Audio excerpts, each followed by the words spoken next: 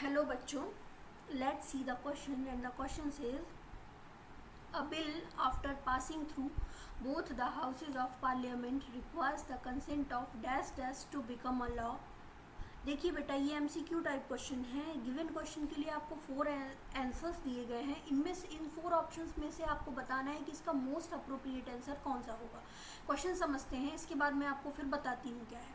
बेटा क्वेश्चन कह रहा है कि बिल जो है दोनों हाउस में पार्लियामेंट के दोनों हाउस में पास होने के बाद किसकी कंसेंट की रिक्वायरमेंट होती है तो वो लॉ बनता है, कानून बनता है।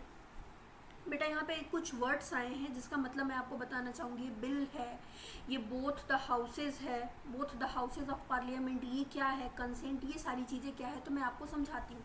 सबसे पहले बेटा पार्लियामेंट की बात करते हैं।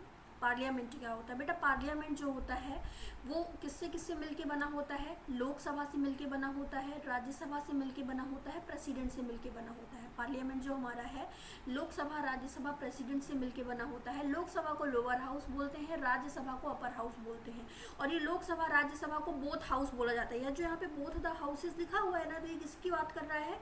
लोकसभा एंड राज्यसभा की बात यहाँ पे हो रही है। ठीक है, तो बोल रहा है कि अगर कोई भी बिल एक्ट अगर बनता है, लॉ बनता है, तो वो दोनों हाउस से पास हो गया, एक हाउस में गया फिर दूसरे हाउस में पास हो गया, उसके बाद किसके कंसेंट की रिक्वायरमेंट होती है तब जाके वो लॉ बनता है। तो देखिए बेटा एग्जाम्पल ले लेते हैं अपन डोमेस्टिक वायलेंस एक्ट 2005। एग्जाम्पल अपन डोमेस्टिक वायलेंस एक्ट 2005 का लेते हैं जो पास हुआ था। तो क्या वो सीधे लॉ बन गया? बेटा ऐसा नहीं है। पहले जो डोमेस्टिक वायलेंस बिल पास हुआ, बिल पहले लोकसभा में आया, जितने भी मेंबर्स थे अगर उन्हें साइन कर दिया लोकसभा में से, मतलब सबको वो बिल मंजूर है तो मतलब पास हो गया, सबने साइन कर दिया तो वो पास हो गया। इसके बाद वो राज्यसभा में जाता है, राज्यसभा में भी सारी प्रोसेस कंप्लीट हुई। अगर सबने कंसेंट दे दी अपनी कि हाँ ठीक है बिल सही है, जो भी रिकमेंडेशन सी कुछ प्रोसेस होती है बिल वगैरह पास करने की, वो उसकी यहाँ पे बात नहीं करेंगे। बस आपको यहाँ पे बताना है कि बिल जो है एक्ट कब बनता है, लॉ कब बनता है। तो एक हाउस ऐसा नहीं है कि पहले लोकसभा में जाता है राज्यसभा में नहीं जाता।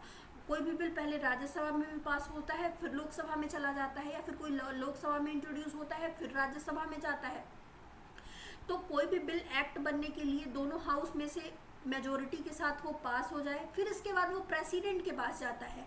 जब माननीय राष्ट्रपति जी उसमें अपना हस्ताक्षर कर देते हैं, सिग्नेचर कर देते हैं, अपनी कंसेंट दे देते हैं, तो वो जो बिल जो रहता है वो लॉ बन जाता है, एक्ट बन जाता है। क्वेश्चन आपसे यही पूछ रहा है बेटा कि कोई भी बिल दोनों हाउस से पास होने के बाद, दोनों हाउस से पास होने के बाद किसके कंसेंट की रिक्वायरमेंट मतलब किसके कंसेंट की रिक्वायरमेंट होती है तब जाके वो जो बिल है वो लॉ बनता है। तो ये पार्लियामेंट के सही मैंने आपको बता दिया है कि 3 पार्ट से मिलके बनता है, लोकसभा, राज्यसभा, प्रेसिडेंट। और दोनों हाउस से पास होने के बाद हमें किसके कंसेंट की रिक्वायरमेंट होती है, किसके सिग्नेचर की आवश्यकता होती है? तो माननीय राष्ट्रपति प्रेसिडेंट की आवश्यकता होती है, प्रेसिडेंट के सिग्नेचर की आवश्यकता होती है, जिसके बाद वो जो बिल होता है वो एक्ट बनता है। तो ये आपको समझ में आ गया कि इसका आंसर क्या होगा? प्रेसिडेंट होगा। So in this question correct answer will be president. I hope you understood it well. Best of luck.